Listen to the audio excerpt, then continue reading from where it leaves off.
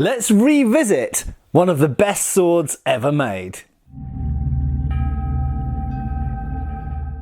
Hi folks, Matt Easton here, Schola Gladiatoria and Easton Antique Arms. I'm an antique sword dealer, and so an awful lot of swords come through my hands every year. Not just the ones I buy and sell, but also the ones that I see friend dealers that have, ones that I see at arms fairs and this kind of stuff. And over the years, I have seen many solutions to sword design. Now, clearly, in literal terms, no sword is perfect for everything. Some swords are specialised to cutting from horseback, some swords are specialised to duelling on foot in thick winter clothing, some swords are specialised for sidearms while travelling through forest and mountains and this kind of stuff. And you have different requirements of size, cut versus thrust, reach, the length of the blade, the amount of hand protection, the amount of weight it is to carry, how easy it is to wear, how quick it is to draw in a moment of really needing it, and this type of thing. So clearly there is no literal best sword. However, some swords are more specialised, some swords are more a compromise, and some swords would work in a wide variety of situations, and some swords really excel just in one or two specific contexts or scenarios. Now, I showed this sword before, which quite frankly, it's an 18th century British cavalry sword. We can call it the 1788 heavy cavalry sword. However, there are swords very similar to this that actually go back earlier than that, go back into the 1760s, 1770s. We often start with 1788 when we're talking about antique British swords, because that's when really regulated patterns, as we call them, that is a fixed model. Like you talk about your Ford Fiesta or your Jaguar XKR or whatever, you know exactly what that is. Well, from 1788 onwards with British swords, we can talk about British swords in those terms. However, before that date, we actually have certain models and patterns which are relatively regulation, but they had a greater degree of variation until 1788. And many people don't really consider the patterns to be completely regulated until 1796 onwards. But nevertheless, we can call this a late 18th century British cavalry sword, more specifically a palash. A palash essentially being a form of relatively heavy cut and thrust sword that's often used on horseback. Now, as you can see, this blade is straight, so in many ways you could say it's perfectly suited to thrusting, particularly on horseback. But it is nevertheless also a powerful cutter. A sword doesn't have to be curved to be a good cutter. Being curved gives certain advantages, but being straight gives certain advantages. And that's a topic that I've covered in other videos, and I'll probably cover in plenty of videos in the future, so I won't go off on a tangent in this video. But nevertheless, needless to say, this is a powerful cutting sword, and it is a sword with which you can thrust, so it's a cut and thrust blade, it's a compromise blade. It is sort of a backsword, I'll talk more about that in a second, and it has a basket hilt. However, I spoke previously about the advantage of this particular hilt is unlike the typical Highland basket hilt, for example, or indeed a Tudor, like Mary Rose period basket hilt, where the bars come up at the side of the pommel and therefore restrict you doing certain movements. In this, all of the bars converge at the front knuckle bow and only join at one point. Now, some people might say that's a weakness, because it leaves these bits, theoretically, if you're fencing in a guard position, for example, hanging guard or prime, where you're up here, theoretically it does open up a bit of an exposed line to the hand. However, what you gain by that is, I would regard, a huge amount, because it enables you to hold the blade more easily in a straight line with the forearm, which is great for thrusting and for reach when cutting as well. So I consider this type of half basket, if you want to call it that, although this is really a full basket, but just with a modified join at the pommel, to be kind of the ultimate basket hilt. And it's paralleled in other types of guards as well. We've talked about certain types of sabre hilt. If I just put that one down for a second. Let's grab the Austrian sabre off the wall here. You'll notice that a typical sabre hilt is in many ways similar to that. In fact, it's even more open at the sides, so it has less protection, but it does join only at the front.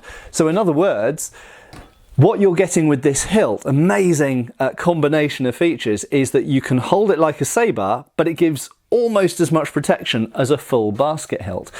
And as I say, it's not the only type of basket hilt or sword that does that. There are certain types of German basket hilt that were around already in the 16th century that do the same thing. And indeed, there's the famous Venetian Schiavona, Italian basket hilted sword, which comes to the same kind of solution. It essentially meets at the front of the pommel instead of meeting at the sides. So yes, indeed, it offers a little bit more opening to being struck on the hand, but for a great amount more, I consider, more diversity in the way that you can cut with the sword and indeed use the point and thrust with it. So I labelled this as possibly the best compromise sword, the best kind of all-purpose, general-purpose sword that's ever been invented. And I, to a degree, stand by that, but I want to caveat that assertion with a very, very important point, that I still get comments under that video, which was done months and months ago, I think year or two ago.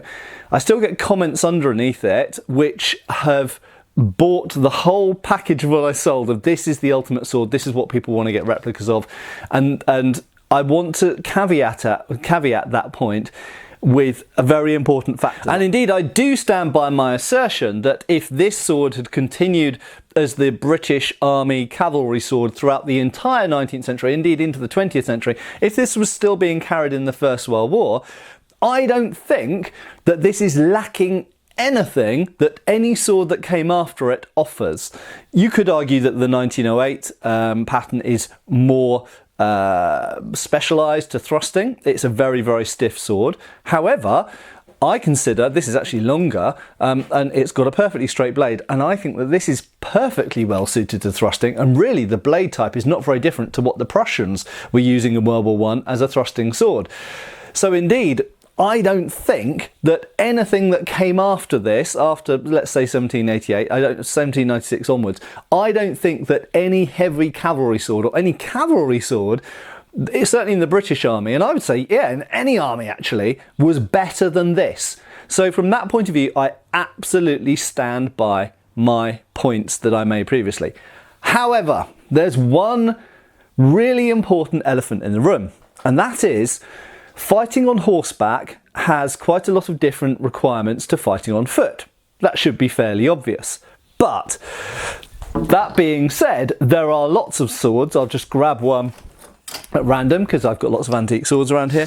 There are lots of swords that were used both on foot and on horse, and they were compromised designs. So this type of 3-bar 1845 blade on an 1821 hilt, this was used by the Royal Artillery, both on horse and on foot. This was also used by cavalry, light cavalry officers in this case. It was also used on foot by various other people who wanted a practical fighting sword, so infantry officers and things like that. So although they had their own patterns, very often we see from photographs of the time that they're carrying swords like this. So absolutely, this sword I can use on horseback or on foot, and it's a good compromise design. It's not overly heavy, it's not overly long, it's not overly cumbersome in any way. The point of balance, everything else, it's perfectly suitable to use as a cavalry sword or on foot. Much like the medieval knight sword, you could say, the arming sword of the medieval period. That's a sword that you can use on horse or on foot. They didn't have specific, for the most part, they didn't have specific cavalry swords versus infantry swords. They just had swords that you could use in any situation that you found yourself.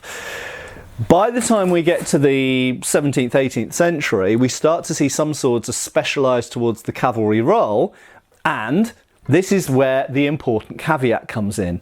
This particular example is that. Now, I've got a tape measure here. I cannot off the top of my head remember how long this blade is, but I will tell you it is long, okay? So that is a 38-inch blade. Now, 38 inches, if you're talking about something like a rapier, for example, just grab a rapier off here, is not particularly long. But a rapier has a relatively narrow blade, and although they're not light swords, they're still fairly heavy. The fact is that a rapier is quite manageable at that length. When you make a cut and thrust sword that has obviously more meat in the blade, this is much broader than most rapiers are, when you make it 38 inches long, that starts to become quite cumbersome. Now, I personally am bigger than the average 18th century man. I'm, 6'1", so I would have been considered pretty tall in the 18th century. And yes, I could use this sword on foot. It's relatively nimble and it's like a big, giant version of a Highland broadsword or an English backsword. And yes, indeed, I can move it around relatively nimbly. However, maybe not nimbly enough. Now, the fact is that yes, it's nice having extra reach. Yes, it's nice knowing that when you hit your target, you're going to do an awful lot of damage to it. But what if someone has a lighter, nimbler sword? I'll just grab one at random. Here you go. Here's an infantry officer's sword. This is from stock from Easton Antique Arms. This is more of a dedicated thrusting blade, but this is incredibly more nimble. Now, someone who's using a sword, yes, it's shorter, yes, it's lighter, is now able to basically outspeed. You can still parry the blow from that big cavalry sword. You catch one of those and you're going to be able to riposte so quickly that the person with the big cumbersome cavalry sword is not going to be able to deal with the speed of your ripostes, and in some cases the speed of your attacks. Yes, indeed, you have to cover a bit more distance because your blade's shorter, but the speed of the sword is so overwhelming. And if you try and fence with a weapon that is of this kind of size and weight and balance against a weapon that's like that other one, that lighter, quicker one, you're gonna, against a good fencer, find yourself overwhelmed by their speed. So in other words, the really important caveat that I'm making here is that yes, in many ways, this sword is a sort of perfect sword, but it's a really big one for cavalry. If anything, it's big for cavalry and it's giant for a person fighting on foot. So this is a specialized cavalry sword. Therefore, if you wanted to make this even more the perfect sword for all scenarios, I would argue you'd want to scale it down a bit. It wants to be a little bit lighter, a little bit shorter, a little bit more manageable. And it has to be said, it's also a point that with all basket hilts, whilst you gain great hand protection, you always pay for that with something, and you pay for it in this case with weight. And yeah, it's going to be a little bit more uncomfortable to wear as well. Partly the weight, but partly the size. So yes, you've got great hand protection. However, you've got extra mass on the hilt. So the whole weapon is now heavier, it's longer, it's less nimble.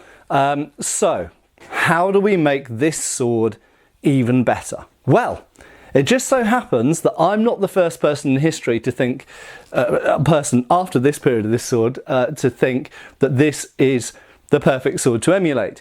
There is an article about these swords, or related swords, on the Easton Antique Arms website, which I will link below to the article, and they were known as CJM swords. Now, I've spoken about these in video before, and I have one here. I have one in my collection. Now, ignore the hilt for a minute. If you look at the blade, you will see that it's characterized by a blunt ricasso, then double fullers with a backsword blade, coming up to then becoming a fullered double-edged broadsword blade. That is exactly, now that's a Victorian sword. This dates to 1880, thereabouts, 1881 I think. That is exactly based on this earlier Georgian era sword. We've got a rectangular ricasso, then we've got double fullers, backsword blade, there, blunt on one side, edged on the other. Then it transitions into a centrally fullered double-edged broadsword blade. So in the Victorian era, we're talking about, well, 100 years later, actually. So 1780s to 1880s. 100 years later, a whole century later, that's like from now back to the 1920s, Prohibition era. It's a fairly long time in history. 100 years later, someone went, I want a custom fighting sword. What's the best kind of blade around that I could emulate?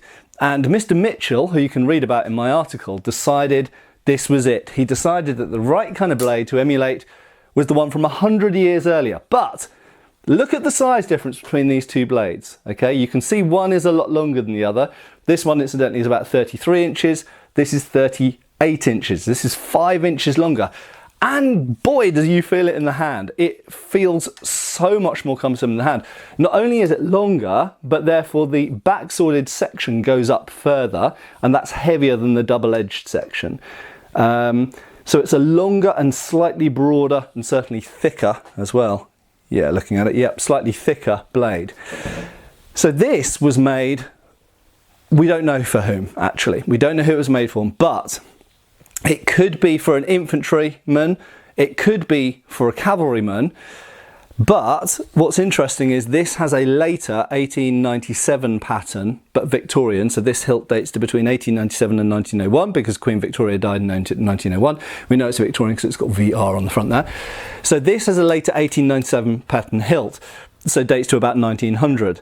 So the blade is 20 years earlier at about 1880, that's about 1900, but this is an infantry officer's hilt. And as an infantry officer's sword, how does this handle? Wonderfully. It's incredibly light and nimble. You can move it as quick as a modern HEMA fencing sabre. It just moves absolutely beautifully. Fundamentally, the blade's the exact same design as this, but this is too big for most people to use on foot. Yeah, okay, if you're 6'7" and really, really strong, then yes, indeed, you might be able to be really nimble with the sword. But most of you out there will not be able to use this sword quick enough to prevent yourself being overwhelmed by someone who can use this much more quickly. Okay, so same blade type, different proportions. And that's really the point I want to make in this video, is that yes, you can have a perfect design, but the size, the weight, the balance has to suit you. Final detail I just want to mention is, although this has now got an 1897 pattern hilt on it, it originally had a hilt which, much like the blade, was inspired by one of these hilts, and we know that from the Wilkinson sword. Wilkinson made that sword. Wilkinson records that actually show sketches of these, and there are surviving examples, not many, there's only a handful of these in existence, but that show this symmetrical, equibalanced, as it was called, hilt. So indeed we know that the Mr. Mitchell, who liked these swords, didn't only like the blade, but he did like the hilt. So he agreed with me, he agreed with my assertion that this is one of the best swords ever designed, no question. However, if you want to get one made, if you want to copy one, if you want to have a replica made by a good sword maker to this design, my advice to you is get one that suits your strength, height, and your intended purpose. Are you going to use it on horseback as a cavalry sword, or are you going to use it on foot? Do you want it to be a quick and nimble sword on foot, or a far-reaching, powerful sword on horseback? Those are different things potentially. And whilst you could still happily use this sword on horseback, most of you out there will find this one too cumbersome to use on foot. And you can extrapolate a lot of what I've said, even if you're not particularly interested in 19th century and 18th century swords, you can extrapolate a lot of what I say here to all sword design. You can look at a particular longsword or arming sword or dussac, or even a rapier, and you can like lots of things about the design, but think about how it's going to handle, how it's going to behave in the hand, and what your intended purpose of that sword is. If it's cavalry use, that's one thing. If it's fighting on foot, that's another thing. If you want it to be able to do both quite well, then you need to think about how you manage the weight distribution, how long you can really handle that blade, if it's a broader blade rather than a rapier, rather than a thrusting blade, and things like this. Anyway, I hope that's been thought-provoking and useful. Give us a like, check out the links below, and I'll see you back on the channel really soon. Cheers, folks! Thanks for watching. We've got extra videos on Patreon. Please give our Facebook a like and subscribe if you haven't already. Cheers, folks.